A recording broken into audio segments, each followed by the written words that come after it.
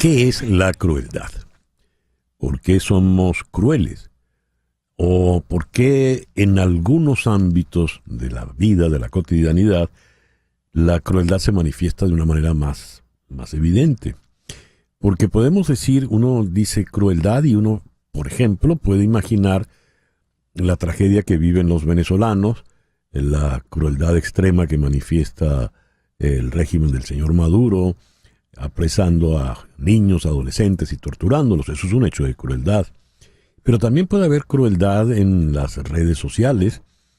Uno se asoma a la red X y cualquier persona medianamente acreditada da una opinión justificada y sólida, y en esa horizontalidad que supone la red X salen a insultarlo con una crueldad desmedida.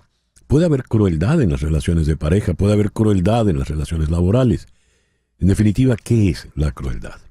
Esto lo vamos a abordar con Samuel Krakauer. Él es psicólogo, está en este momento en Madrid. Samuel, muy buenos días, muy buenas tardes por allá. Muchísimas gracias por acompañarnos en el programa de hoy. Muy buenas tardes. Gracias a usted por la invitación.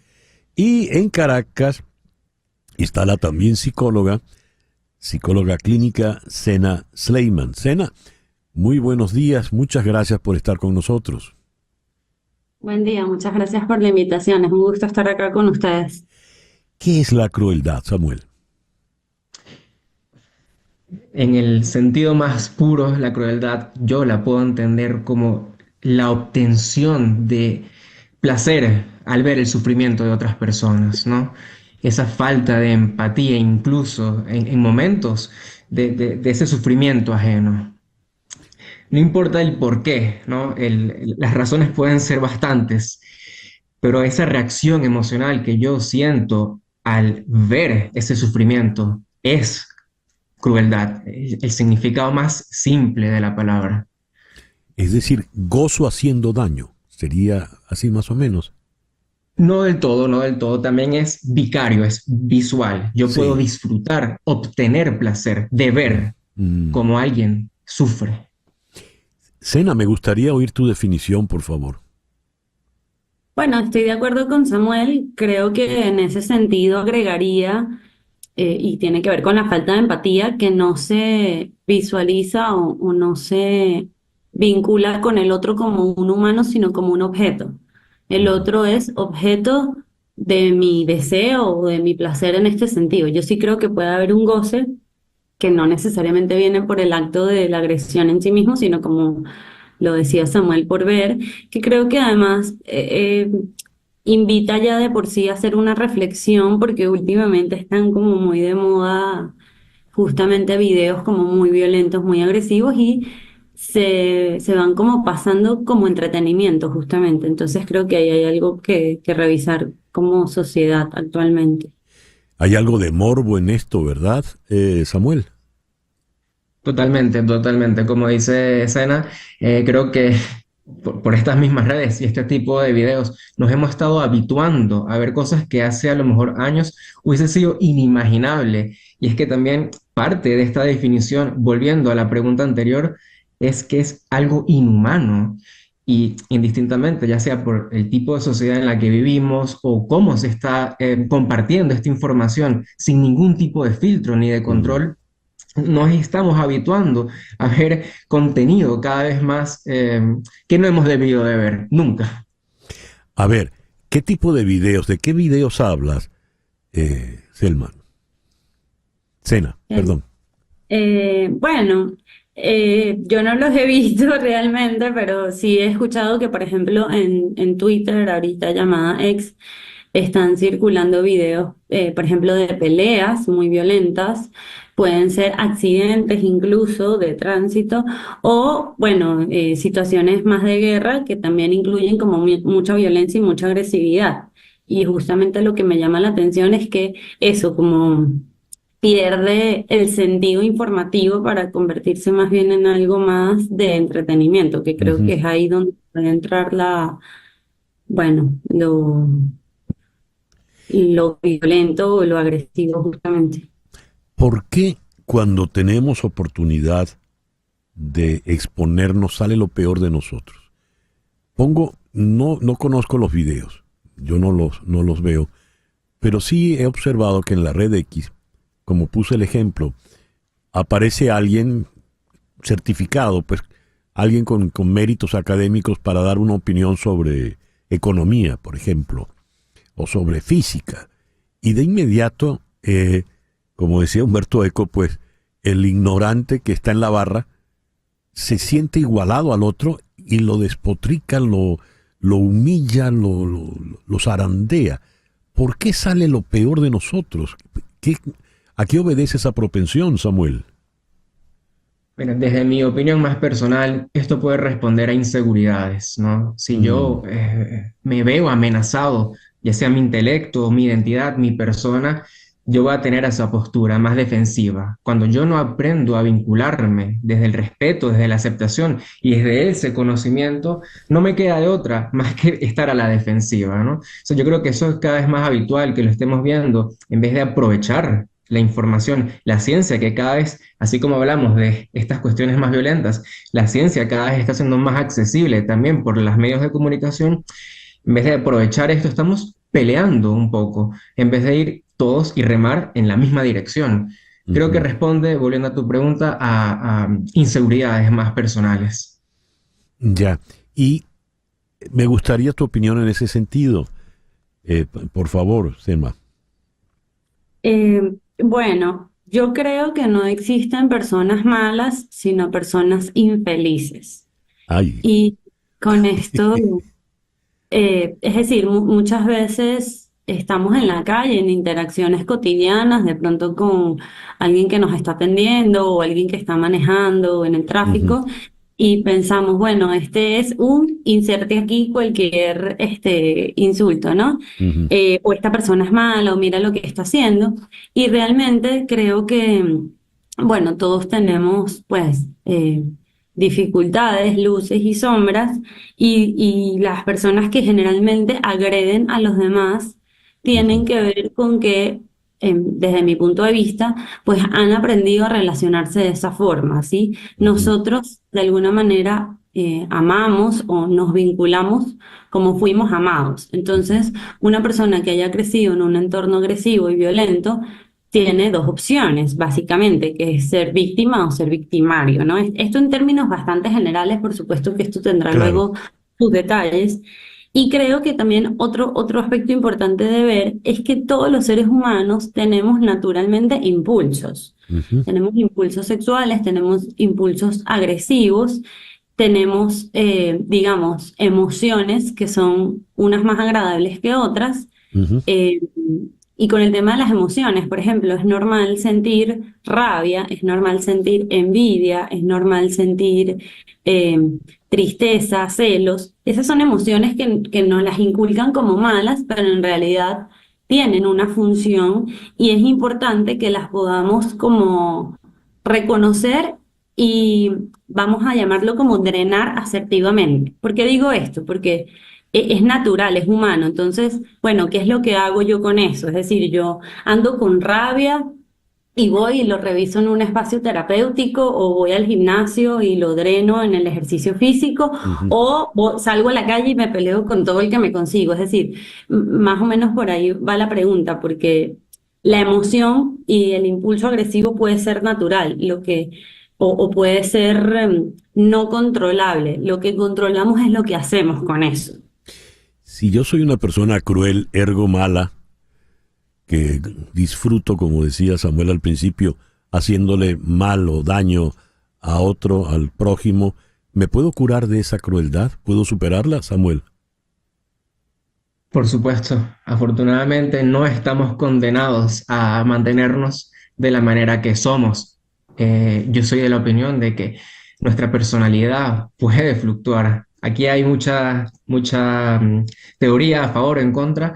Yo soy de esa opinión, ¿no? Si Mm, no, la gente no iría a terapia, ¿no? La gente quiere mejorar como persona. Lo importante es identificarlo, ¿no? Sobre todo, el hacerlo consciente. Una vez que yo sé cuáles son mis limitaciones, o simplemente cosas que yo veo que ya no están siendo tan adaptativas, que ya no me están haciendo bien y que me está causando un sufrimiento, es ahí cuando yo puedo hacer el clic y cambiarlo. Por supuesto que sí. Estoy convencido de que se puede y que cada vez más gente lo está haciendo, se está dando cuenta y lo está haciendo. Eso me lleva a esta pregunta que se la voy a formular a Sena. ¿Estoy consciente de que hago daño? Yo no estoy tan de acuerdo con Samuel porque creo A que ver. hay que revisar el caso por caso. Cuando estamos Ujú, hablando de psicopatías, ¿no? Y esto se ve muy claro en, por ejemplo, en asesinos en serie, en las series gringas o lo que sea. Los psicópatas tienen síntomas que son egosintónicos. Esto quiere decir que para ellos no generan ningún malestar, generan malestar en su entorno. Ahorita está muy de moda hablar en redes sociales sobre los narcisistas y las parejas ujú. narcisistas también son personas que hacen mucho daño en sus relaciones familiares, sociales y no se dan cuenta, para ellos no representa un problema. Entonces, es difícil que estas personas pidan ayuda y que puedan cambiar. Sin embargo, yo sí también creo que una persona que pide ayuda y que reconoce sus dificultades sí puede cambiar. Aquí es importante poder hacer la distinción entre psicopatía y sociopatía, ¿ok? Ajá. El psicópata es el que no tiene capacidad de empatizar y bueno, que coincide con todo esto que venimos hablando, que disfruta de usar Ujú. al otro como objeto, que siente placer en hacer daño, que no se da cuenta, que no tiene síntomas. Y el sociópata se puede parecer más a, supongamos, un delincuente que de alguna manera es como el resultado del entorno en el que vive. Supongamos una persona que ha tenido condiciones precarias, no ha tenido ciertos accesos académicos o económicos. Entonces, lo voy a poner en un ejemplo también como simplista, pero por ejemplo, alguien que roba para comer. Ujú. Entonces, ahí es diferente, porque ahí no está como este tinte cruel o sí, como del disfrute en hacer daño. Entonces, ahí yo sí creo que hay más posibilidades de hacer un trabajo terapéutico porque tiene que ver más con las circunstancias y no con esto como más estructural de la persona. Claro, te oigo hablar, Sena, y me vienen personajes a la cabeza, ¿verdad? Me, me vino, por ejemplo, el recuerdo de la reina mala en Alicia en el País de las Maravillas, que era gritona, vociferaba y solo profería crueldades. Y me imagino que así debe ser reaccionar Diosdado Cabello, por ejemplo, ¿no? Cuando reclama y manda a hacer cosas, o Maduro, o el jefe de los torturadores en el SEBIN. ¿Cómo funcionan esas personas? ¿Son redimibles? Te pregunto, Samuel. Wow, qué complicada la pregunta. Eh, sí, es posible que sí, ¿no? Como dijo Sena, es posible que esto responda a un factor de personalidad tal cual del psicópata que disfrute hacer esto o que esto también venga desde la parte más social, que responde a cómo yo fui criado, cómo yo me fui vinculando con con mis Ujú. cercanos, ¿no? Entonces, como dijo Sena, realmente la pregunta es completamente imposible de responder Claro. sin hacer un hincapié, sin hacer un trabajo un poco más de fondo. Eh, por eso es que hay que evaluar cada caso con la profesionalidad y no tomar, Sí, sí, entiendo, entiendo. Ahora, hasta donde conozco, corríjanme por favor si estoy equivocado, en psicología debo tener voluntad para superar alguna situación, ¿verdad? Yo sé que a ustedes los psicólogos no les gusta decir para curarme, pero para superar X circunstancia, yo debo tener la voluntad, ¿verdad? Y por eso Sí. preguntaba si yo estoy consciente de que soy malo, de que soy cruel. Yo quiero curarme de mi crueldad. Es decir, es que el chiste de la famosa anécdota del escorpión que va a pasar el río con el sapo encima y cuando va en la mitad del río le clava el aguijón, le dice, es que está en mi naturaleza, ¿no? Y mata al sapo y se ahogan los dos. ¿Cómo funciona eso, Sena? Yo necesito reconocer que tengo algún inconveniente sociopático o psicopático para poderme curar de esa maldad. Definitivamente lo más importante para iniciar un proceso terapéutico es ir voluntariamente. Cuando uno va obligado por la mamá, el papá, el hermano, la pareja, no sirve. Esto, como les comentaba, está muy ahorita muy conversado en el tema de parejas y las parejas Ujú, narcisistas. Es difícil que una persona narcisista vaya a terapia, pero hay casos en que lo hacen. ¿Por qué las personas acuden a terapia? Porque tienen síntomas. ¿Y dónde están esos síntomas? En las relaciones. Entonces, cuando yo reconozco que de pronto hay un patrón en el que, mira, todas mis relaciones terminan porque yo soy infiel, eh, yo intento vincularme de una forma, pero termino siendo agresivo o termino envuelto en relaciones que son agresivas, ujú, entonces la persona puede buscar ayuda. Yo sí creo que hay situaciones que llevan a la persona a eso. Obviamente es difícil, son ujú. procesos que no son inmediatos. Es necesario poder tener como paciencia y eso, como confiar en ese proceso. Porque al final lo que hacemos en la terapia, en la terapia con cualquier persona es reaprender a vincularnos. Nos vinculamos de una forma que aprendimos en la infancia y lo repetimos a lo largo de nuestra vida. Y en la terapia lo que hacemos, muchas personas creen que desde el psicoanálisis vamos a la infancia como para conseguir un momento de iluminación de dónde pasó el trauma y no es tan así. Vamos a la infancia es porque esa forma que aprendimos inicialmente la vamos repitiendo una y otra vez. Y la idea es que podamos reaprender a hacerlo de una forma más adaptativa para nosotros y para nuestro entorno. Ya me llama la atención que surgió el término narcisista.